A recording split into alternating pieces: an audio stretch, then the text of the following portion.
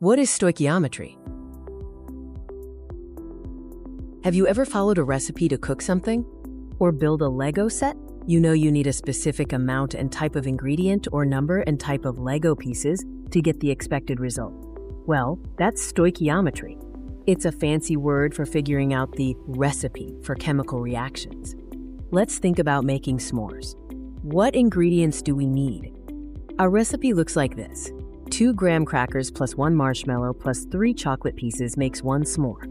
Now, for the big question. If you have 10 graham crackers, how many s'mores can you possibly make?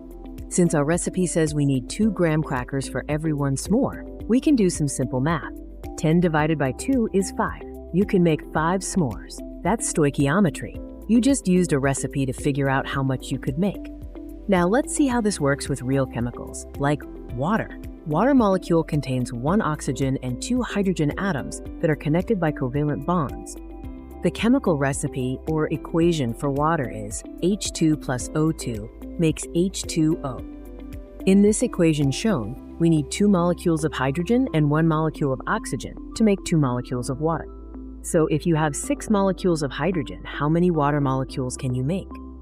Let's look at our recipe. For every 2 hydrogens, we get 2 waters. That's a 1-to-1 ratio. So 6 hydrogens will give us 6 water molecules. But why is this so important?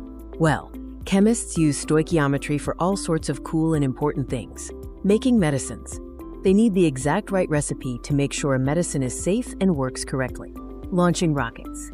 Scientists use it to figure out the perfect mix of fuel to send a rocket into space.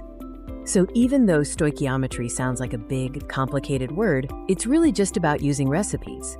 If you can figure out how many s'mores you can make, you can understand stoichiometry. Keep exploring science. Thanks for watching. See you in the next one.